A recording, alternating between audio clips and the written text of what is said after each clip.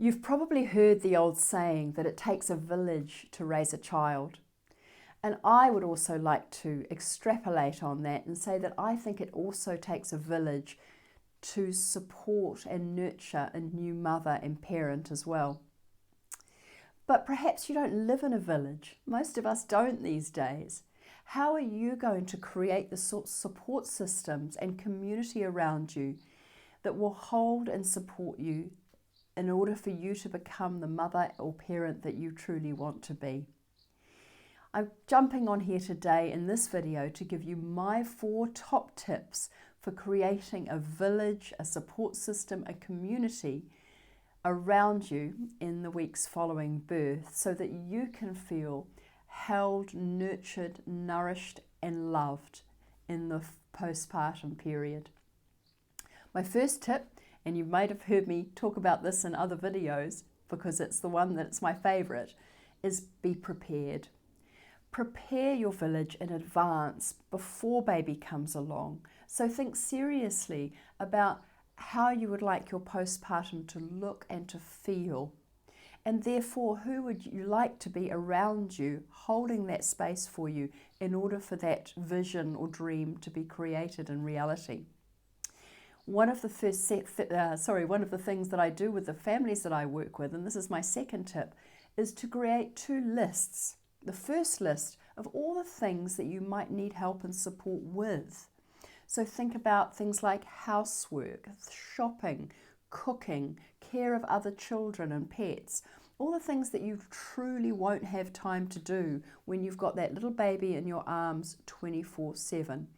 And then your second list, people around you and people in your community that might be able to help. And then your next step is to match those 2 lists up. So think about that a job that you might need help with and might need support with, and think about somebody in your support system that might be able to help you do that. So your 2 lists is my second tip.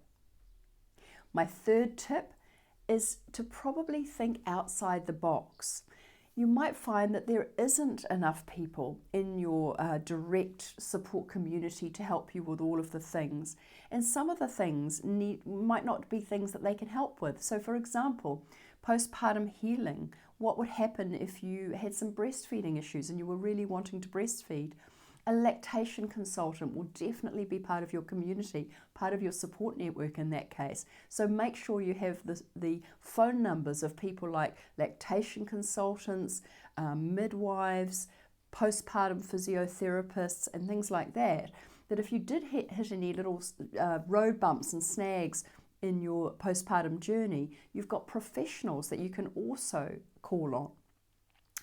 My 4th tip is a great one from my teacher, Julia Jones from Newborn Mothers, and she was fond of saying, services, not stuff.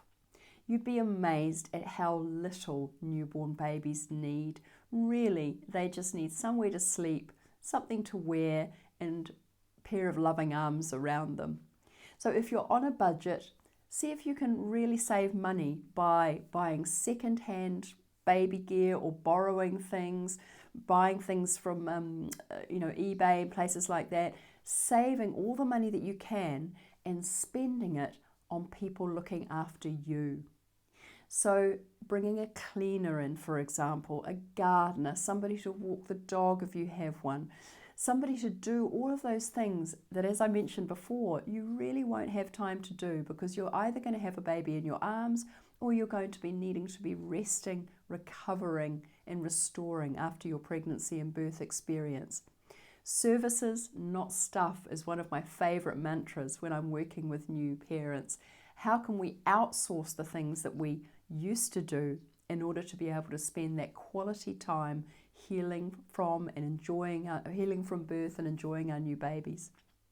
So there you go. That's my 4 top tips for creating your village.